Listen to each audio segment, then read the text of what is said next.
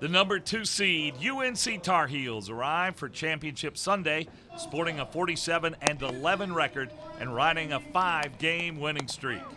The Tar Heels are led by Coach Mike Fox and his 1,381 career wins, and in search of their 7th championship in school history.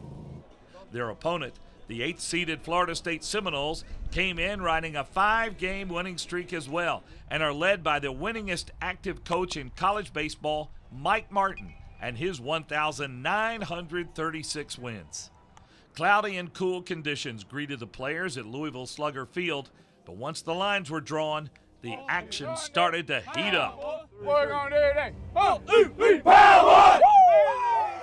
UNC got on the board first when senior Tyler Lynn blasted the solo home run to right field, giving the Tar Heels the early 1-0 lead in the bottom of the second.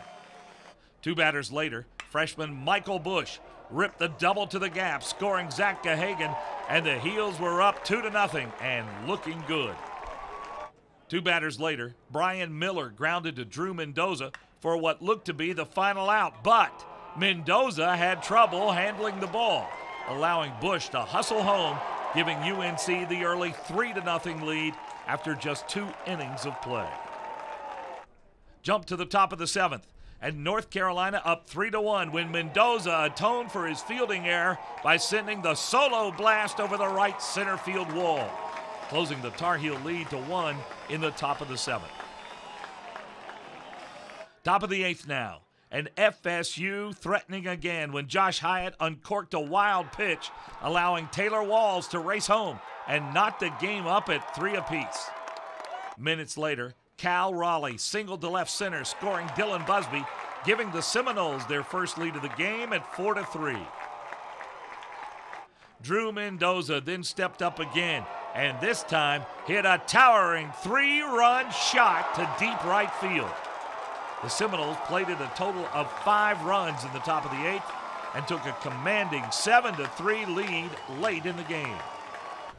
Moved to the bottom of the 9th, and UNC down to their last 2 outs when FSU's Dylan Busby started the double play, ending the Tar Heels' chances and earning Florida State their 7th championship in school history and setting off one heck of a celebration for Drew Mendoza and his teammates.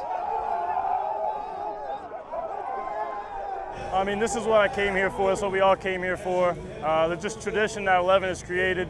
Just to be a part of that now, to put our name in the record book, that's all we can ask for. We're going to keep battling. And when we got down, we didn't think we were out of it. We knew we had the ability, and we had some good at-bats and got some key hits. With the 7-3 victory, the Noles become only the second 8th seed in the tournament's 44-year history to be crowned ACC champions.